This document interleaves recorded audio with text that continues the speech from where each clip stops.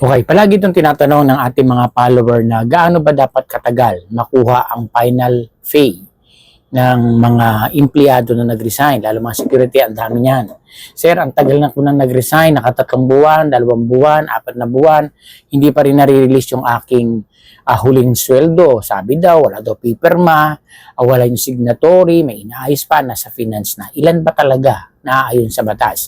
So, meron po tayong basis, hindi ito haka-haka lang. Dito po, alinsunod po sa book ni Legal Kit ni Juan, na ito po ay author na si Attorney Christian D. Sorongon. O, ayan, andito po yan ha. So dito kasi itong maliit na book po kasi na to, na andito ang mga legal na dapat alam ng mga empleyado. Kaya sabi ko, laging maniliksik ha. So ito po, babasahin ko dito na ilan ba dapat o gaano ba katagal na makuha yung final pay upon resignation. So sabi po dito, babasahin po natin ha. Okay. Wait, dito sa kabilang page lang ha, check natin.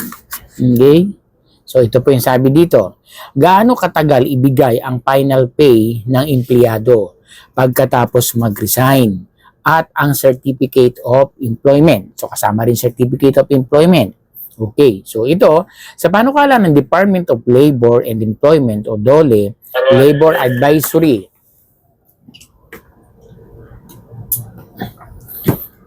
Okay, ulitin ko po ha.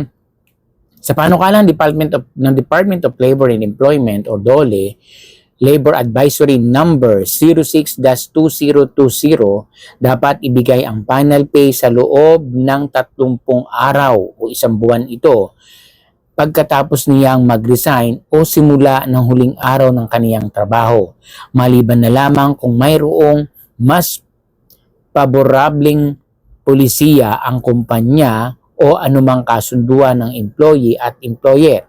Ang COA naman ay dapat ibigay sa loob ng 3 araw noong ito ay hiningi. Okay, doon muna tayo sa COA or Certificate of Employment. Pag humingi kayo, dapat pag hingi nyo ngayon, after 3 days, maibigay na sa inyo yan. Okay? So next naman, doon sa final pay ninyo, 30 days. Nyari, nag-resign kayo ngayon, magbibilang kayo ng 30 days, makuha nyo na. Unless ha, meron kayong ginawang kasunduan ng empleyado at employer regarding doon. Halimbawa, meron kayong usapan na baka mamaya may damage ka, may mga pinirmahan ka doon na makukuha mo sa ganito, ganyan. Iyon po yun.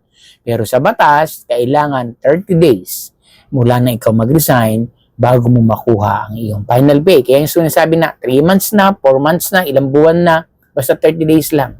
Kung wala kang pinapirmahan, dapat pwede ka naman sumangguni sa DOLE para matulungan ka, ma-assist ka para makuha yung final pay.